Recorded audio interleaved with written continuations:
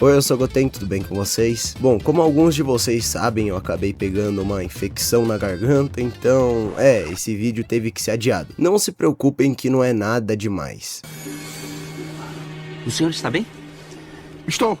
Esse é sangue de tosse saudável. Mas eu tenho certeza que eu não vou demorar muito pra melhorar, então quando eu melhorar, eu vou voltar. E assim que isso acontecer, eu vou falar sobre o filme do BoJack. 3 dias depois... Bom, agora que eu finalmente estou um pouco melhor, eu já gostaria de começar e falar sobre a animação desse filme, que é simplesmente maravilhosa. Mas mais pra frente no vídeo eu vou falar um pouco mais sobre isso. O que importa agora nesse começo de filme é a sua premissa, onde basicamente um milionário criou um torneio pra todo mundo se meter a porrada. E quando eu digo todo mundo, é todo mundo mesmo, até o Sr. Caio tá assistindo isso. Mas logo o lendário, entre muitas aspas, Mr. Satan apareceria. E eu acho curioso, já que nessa época ele ainda não era um personagem totalmente importante. Mas ainda é engraçado ver como para um humano normal ele ainda é muito forte. Ou pelo menos deveria ser. E é depois da abertura de DBZ que esse filme finalmente começa. A galáxia corre perigo.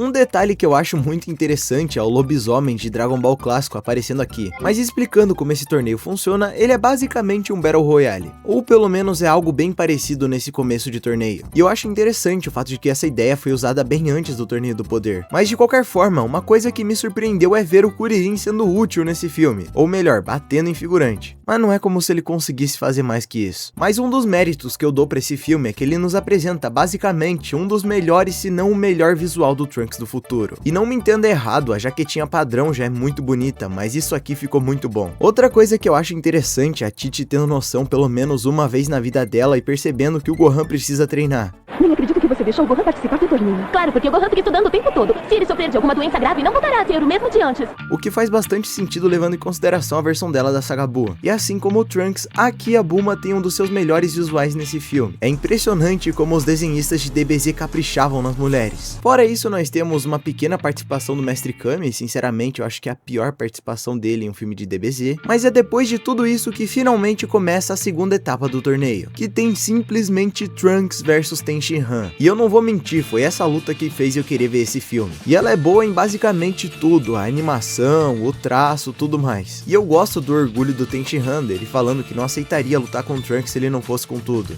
Se não lutar com todas as suas forças, eu não perdoo você. Pode deixar.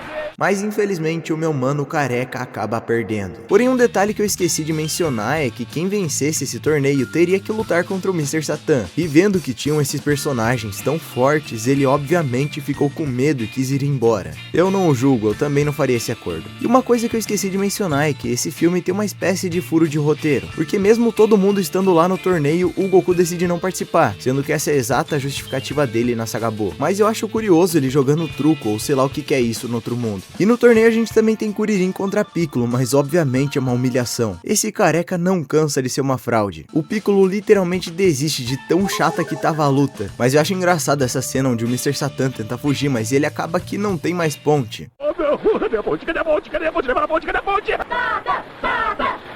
Estamos indo para a segunda ilha dos combates, onde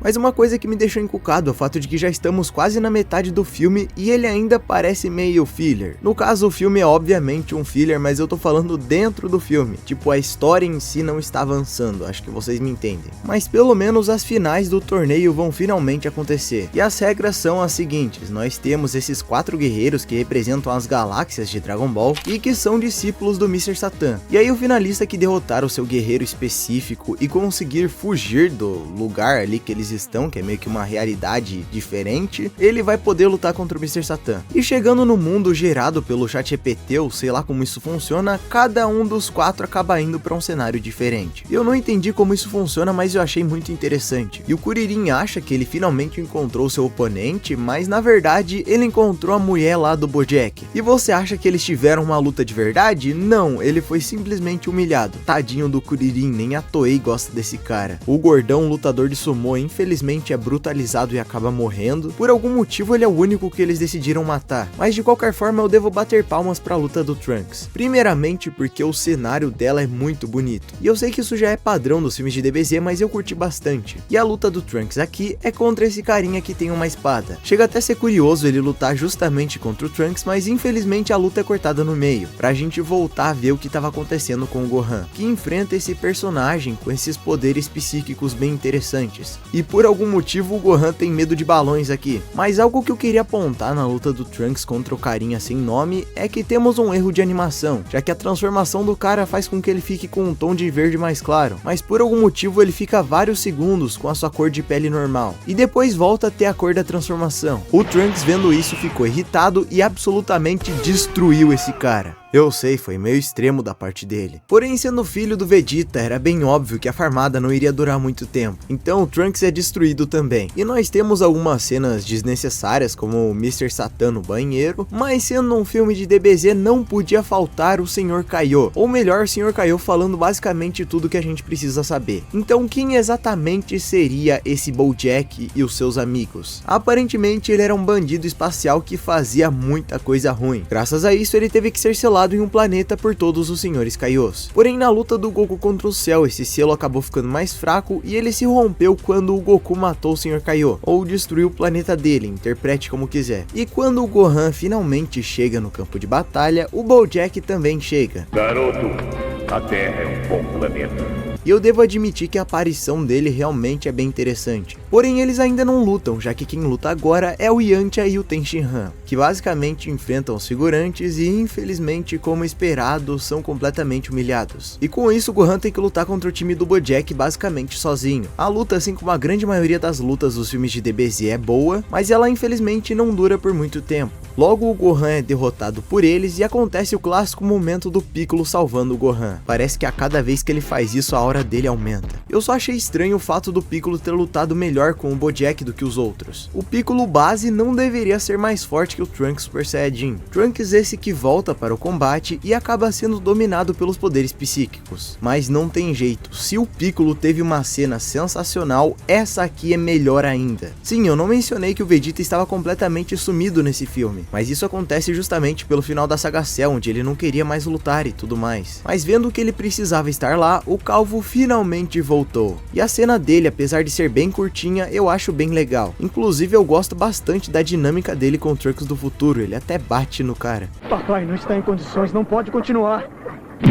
Eu já disse pra não se meter nisso! E de novo, eu sei que isso já é óbvio, mas eu tenho que ressaltar de novo uma coisa sobre a animação desse filme, que no caso é sobre como visualmente as habilidades dos personagens são muito bonitas. Seja as habilidades do Bojack, dos amigos dele, enfim. Se tratando de quesitos técnicos, eu não tenho muito do que reclamar. E quando o Vegeta e o Trunks finalmente terminam de apanhar, o Gohan decide voltar pra batalha. E eu não me lembrava que o Gohan apanhava tanto nesse filme. Na minha memória ele mal passava dificuldades, mas não, a equipe do Bojack simplesmente começa a humilhar ele, e ele precisa ser salvo pelo Mr. Satan, justamente porque as pessoas pressionaram ele pra ir pra aquela realidade. E com isso ele chega no lugar certo, na hora certa e salva o Gohan. Só que isso também não adianta de muita coisa, porque mesmo o Gohan tentando lutar, logo ele é derrotado de novo. E nós temos essa icônica cena onde o Bojack ajuda o Gohan com as suas dores nas costas. Mas brincadeira essa parte, é aqui que o Goku finalmente decide fazer alguma coisa, onde o Goku simplesmente sai do outro mundo e acaba dando um soco no Bojack. Não só é uma cena bem legal, mas ela também é bem significativa, já que o Goku poderia simplesmente ser apagado da existência. Mas mesmo assim ele decidiu fazer isso para proteger o filho. Esse é o cara que supostamente é o pior pai dos animes. E sim, é depois dessa cena que o Gohan finalmente se transformaria em Super Saiyajin 2. E eu não vou mentir, é uma cena sensacional. Ele andando lentamente, ignorando os poderes psíquicos do personagem, é muito interessante. Logo depois ele vai lá e brutaliza os dois amigos do Bojack, e por algum motivo o Bojack decide matar aquela mina lá de graça.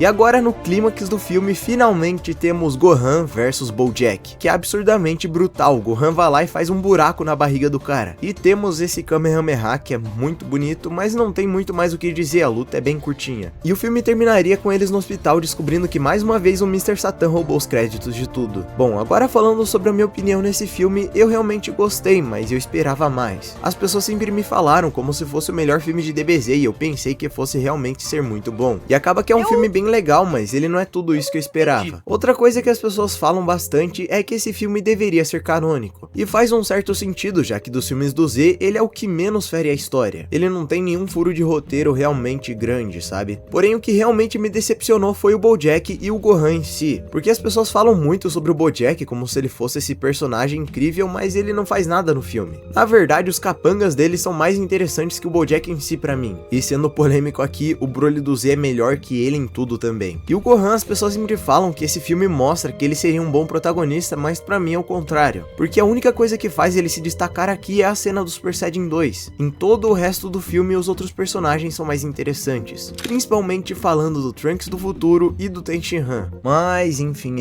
Concordam comigo? Discordam? Não se esquece de deixar nos comentários. E é claro, também não se esquece de comentar o que você acha desse filme do Bojack. Talvez eu tenha exagerado ou ele é realmente muito bom, comenta aí. E é claro também, eu sei que talvez você esteja passando por dificuldades ultimamente, sejam elas financeiras, mentais, espirituais ou até mesmo de saúde. Mas eu quero que você saiba que mesmo nessa situação você não deveria desistir. Os nossos problemas podem parecer maiores do que as nossas forças, mas saiba que você não está sozinho. E é por isso que eu quero que você fale com Deus, porque ele é o único que realmente pode te ajudar. Mas enfim, eu espero que vocês tenham gostado do vídeo, que Deus abençoe todos vocês, e valeu, falou e fui!